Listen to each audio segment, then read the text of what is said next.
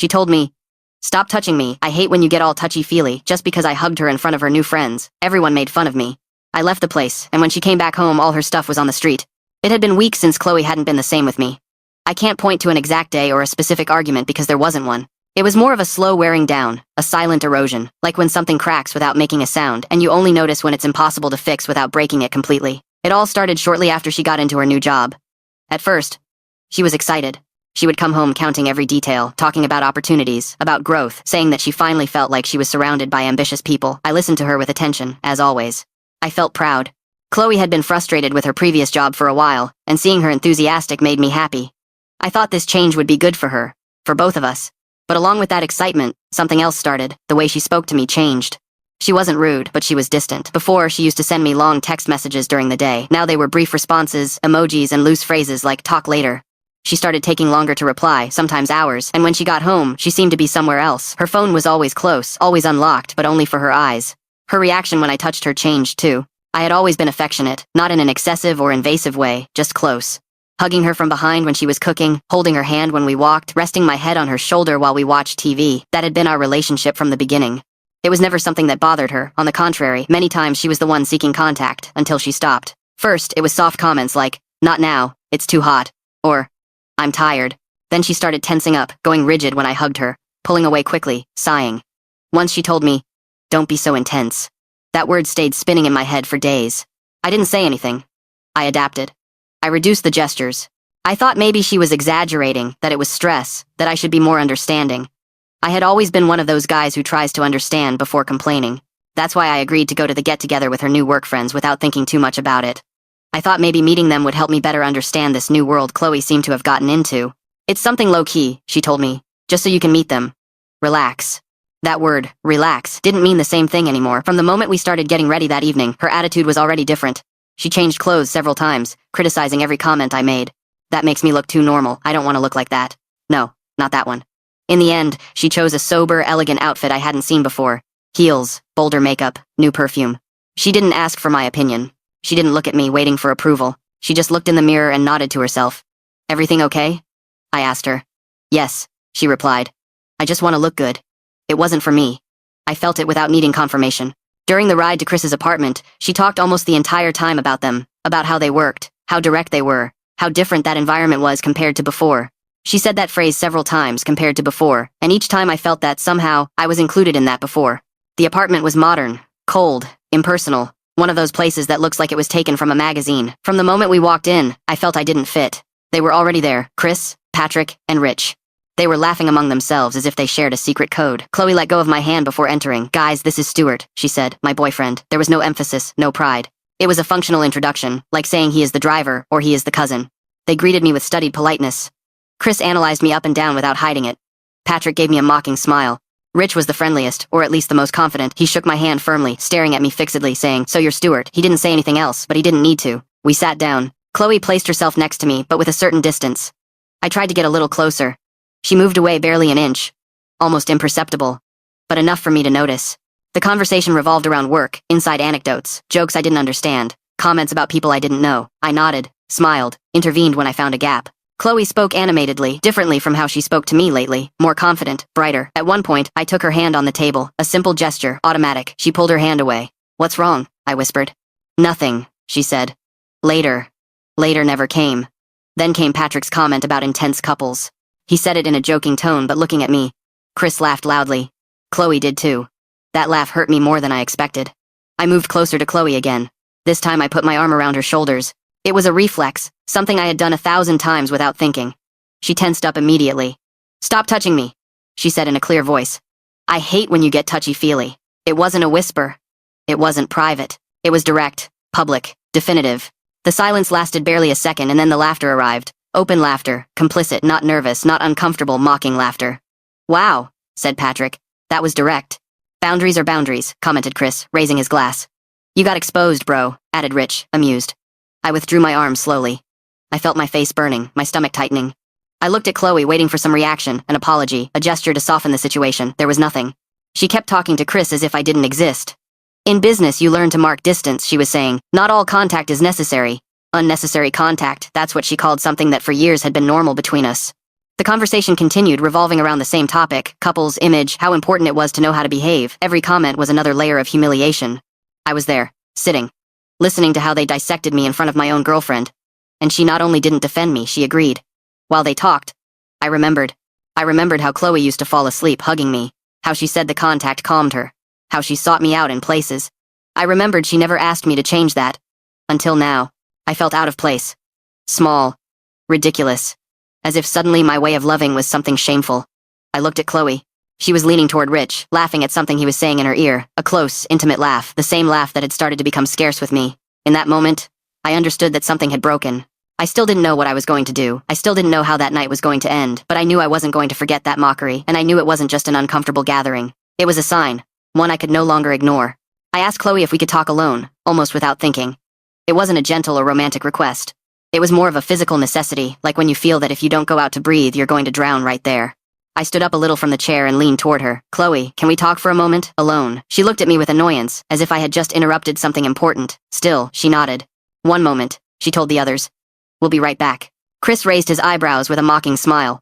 Patrick let out a very short laugh, as if we were teenagers. Rich just drank from his glass. We went to the balcony of the apartment. There was no one else there. The sliding door closed behind us and the noise of the gathering was muffled. The night air was cold, but my chest was burning. What is wrong with you? I asked her directly, without beating around the bush. Why are you acting like this with me? Chloe sighed, crossed her arms, and leaned her back against the railing. She didn't look at me right away. She seemed more annoyed than sorry. Because it's true, she finally said. You are too clingy, Stuart. I felt the dry blow, as if she had hit me with her hand. I'm clingy? I repeated. For hugging you? She rolled her eyes. You can't leave me in peace for just one night. She added. Is it that difficult? That was what hurt the most. Leave her in peace. As if I were a nuisance. As if my presence were something she had to tolerate. Not choose. Then tell me something, I said, trying to keep my voice firm. Why did you have to say it in front of them? There, she hesitated just a second, enough to notice. I don't know, she responded. I just did it, forget it. She moved a little closer, lowered her voice. Seriously, Stuart? Don't exaggerate. Let's go back to the party. I looked at her and felt something strange. A mixture of sadness and confusion. This wasn't the Chloe I knew. Or maybe it was. And I was just now seeing her completely. If you want, she added suddenly. Hug me for a little bit so you don't feel bad. But just a couple of minutes. I remained silent. If you want, just a couple of minutes, as if she were doing me a favor, as if the contact between us now had a timed limit. I felt a lump in my throat. I didn't say anything. Not because I agreed, but because I didn't know what to say without sounding pathetic. I barely nodded, more out of inertia than will. We went back inside. The music was still playing. The laughter, too. No one apologized. No one lowered their tone. On the contrary, it seemed my absence had served to sharpen their comments. I sat down again, this time with more distance. I felt bad, uncomfortable, as if now I had to measure every gesture, every movement. I thought something that made me ashamed to admit even to myself. Now I have to beg to be able to hug my girlfriend. Patrick resumed the conversation as if nothing had happened. The truth, he said, is I feel that men who spend their time glued to their girlfriend hugging all the time are too dependent. Chris agreed. Yes. It's a very feminine attitude. Chloe drank from her glass. She didn't say anything. I felt something tighten inside me, but it didn't explode yet. Rich intervened immediately, with a lopsided smile. Yes, but well, what can you do, he said. There are men with low testosterone, without a cure. The laughter was immediate. Louder than before. More confident. I didn't move. I didn't say anything. I looked at my glass. I thought about getting up and leaving. I thought about doing nothing. I thought about Chloe. Relax, added Rich, looking at me. I'm not saying it about you, Stuart. You're just a good boy. That was worse. Good boy. Everyone laughed again. Patrick leaned forward. Chris almost choked with laughter. And Chloe. Chloe was laughing. Not nervously. Not uncomfortably. She laughed openly, relaxed, enjoying the moment. That's when something changed inside me. It wasn't an immediate explosion. It was more like when you stop feeling pain because you've passed a certain threshold. I stayed still a few seconds more. I observed them. I observed my girlfriend laughing with me as the butt of the joke. I observed how no one planned to stop. I stood up. The sound of the chair dragging made them shut up a little. You know what? I said. This gathering is bullshit. A brief silence. It became a mockery just because I hugged my girlfriend, I continued, so I'm leaving. And then they laughed again, louder. How dramatic, said Chloe, between laughs. The girl in the relationship is supposed to be me. More loud laughter, more banging on the table, more complicit looks. I turned toward her. I stared at her fixedly. Not with hate. With clarity. You know what, I said? Go to hell, we're done. The silence this time was different, heavier. Chloe frowned. What do you mean we're done? She said. Don't be ridiculous. We live together. We can't break up, and certainly not for some stupidity. To me, it's not stupidity, I replied. And what are you going to do? She asked, defiant. Are you going to kick me out of our apartment? I laughed. A dry, brief laugh. Ours? I said. It's only mine. I pay the rent. She stayed quiet. You have until 12 tonight, I added, to get all your stuff out. I looked at my watch. It was 9 o'clock. Patrick broke the silence. You said it well, Rich, he blurted out, typical of a man with low testosterone. I looked at him. Patrick, I said, before making fun of someone's testosterone. Go check yours. That voice you have doesn't sound very different from the one you must have had at 13. Patrick stayed serious. His smile disappeared completely. He had always had a squeaky voice, and everyone knew it. Chloe took a step forward. I warned you, Stuart, she said. This tantrum is going to cost you dearly. I hope when I return home you have an apology for me. She looked at me as if I were a child throwing a fit.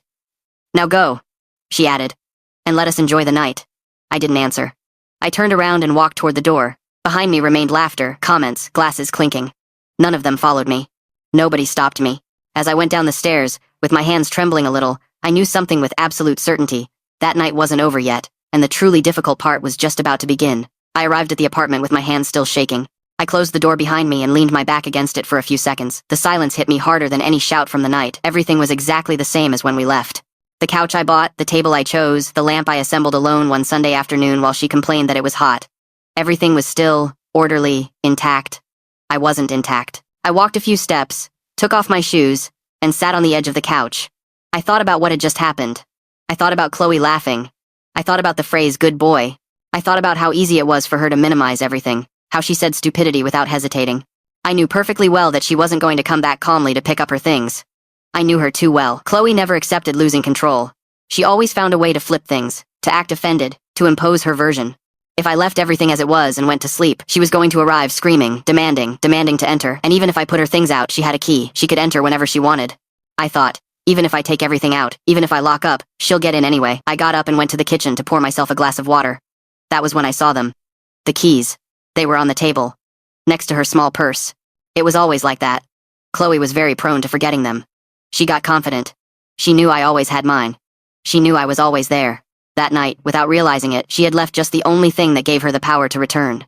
I stood looking at them for a while. I didn't feel guilt. I didn't feel rushed. I felt something colder, something clear. I smiled. It wasn't a big or triumphant smile. It was short, silent. As if fate, for once, had put the exact pieces in my hand. It's okay, I said in a low voice. Let's do it right. I went to the bedroom and took out the boxes I had stored above the closet. Boxes from when I moved there, before knowing her. I also grabbed some large reinforced trash bags. Not out of contempt, but out of practicality. Chloe had a lot of clothes. A ton. I started without rushing. I opened the closet and took her clothes one by one. Dresses, blouses, pants. Everything went falling into the boxes. I didn't fold anything. I didn't organize anything. I didn't treat it badly either. I just put it in, neutral, mechanical, as if I were packing someone else's life. Her shoes went into another box. Heels, sneakers, sandals. Everything she had used to go out with those people. Everything she had used to transform into someone I no longer knew. The makeup went into a bag. Her products, her perfumes, her creams. The smell of her perfume remained floating a second longer. I opened the window. There was nothing else that was hers. The furniture was mine. I bought the bed, the refrigerator, the TV, the table, everything. She never claimed it when we lived together. She never talked about ours until she needed to use that word as a weapon. I took the boxes out to the hallway. I lined them up in front of the door. I locked the door. And I turned the lock a second time, just to feel it. It was almost 10 when I finished.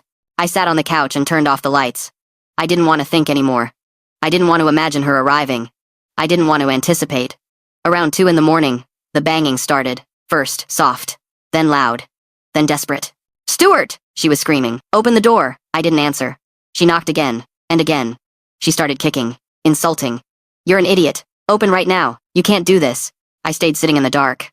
My heart was beating fast, but I didn't move. I didn't say anything. Silence was the only thing I had left. A few minutes later, a neighbor opened his door. "Shut up!" he shouted. "I'm going to call the police." Chloe lowered her tone a little. But she didn't leave. She started crying. A noisy, exaggerated cry, the same one she used when she wanted to reverse a situation. "Please, Stuart," she was saying. "Forgive me. Let's talk, just open up." I didn't answer. The minutes passed. The banging became more spaced out. Then the insults returned. Then the crying again. Everything in cycles. I watched the clock. At 5 in the morning. Nothing could be heard anymore. I didn't know if she had left or if she was simply sitting on the stairs. I didn't care either. I lay down without taking off my clothes. I didn't sleep much. The next day, near noon, my phone rang. It was a number I didn't have saved. I answered. "Are you Stuart?" A furious male voice asked. Yes. I'm Chloe's father. Do you know what you did? Who do you think you are? I didn't interrupt him. He let it all out. That I was abusive, that I was immature. How dare I leave his daughter on the street? That I was going to regret it? When he paused to breathe, I spoke. Your daughter disrespected me, I said. She made fun of me in front of others. She humiliated me, and it wasn't the first time. That doesn't justify anything, he shouted. For me it does, I replied. And she deserves that and more. There was silence. Don't call me again, I added. I hung up. The following days were weird, not silent, as I thought they would be, but noisy in another way. Chloe didn't return to the apartment. She didn't try to enter again, but she did appear elsewhere, in all the places where she could be seen. She started posting videos on her social media. At first one, then another, then one daily. Always with the camera close, soft light, teary eyes but well made up. She cried, paused, measured. Not like she cried for real when something affected her, but like someone who knows when to breathe, so the tear looks good. The phrases were always similar. You never know what you have until you lose it. True love only appears once. Don't be like me and chase it before it's too late. Life gives you hard lessons, and this was mine. She never said my name. She never talked about what happened. She didn't mention the mockery, the humiliation, the laughter. She just made it clear that she was destroyed, that she had lost something valuable, that she was a victim of her own decisions, or of someone else, depending on who interpreted the message. People responded as was to be expected. Comments, supporting her, hearts, messages of you deserve something better, new friends, especially from work, leaving her profound phrases as if they had known her all her life. I didn't react to anything. I didn't comment. I didn't like. I didn't share. I didn't write indirect messages. I didn't upload anything. No critical phrases. No sad stories. I simply went on with my life. Or at least, with what was left of it at that moment. She wrote me messages that I didn't answer. First long, then short. She went from complaining to forgiveness without intermediate stops. We can talk like adults. You went too far, but I made a mistake too. I miss what we had. I didn't answer. One night, almost a week later, an unknown number called me. I hesitated a few seconds, but I answered. Stuart? Her voice said. It was Chloe. I just wanted to hear your voice, she added quickly. I miss your hugs. I didn't sigh. I didn't feel nostalgia. I didn't feel rage. Just exhaustion. The truth, I told her, is that I don't miss anything. Silence. Maybe my testosterone wasn't that low after all. I didn't wait for an answer. I hung up. I blocked the number. After that, she stopped calling. The videos continued a while longer. Each time with less interaction. Eventually, they changed tone. Less crying. More phrases about new beginnings. As if nothing had happened. I learned something important, although I don't like saying it in the form of a lesson. When someone starts to be ashamed of how you love them, they don't want you to change. They want you to disappear.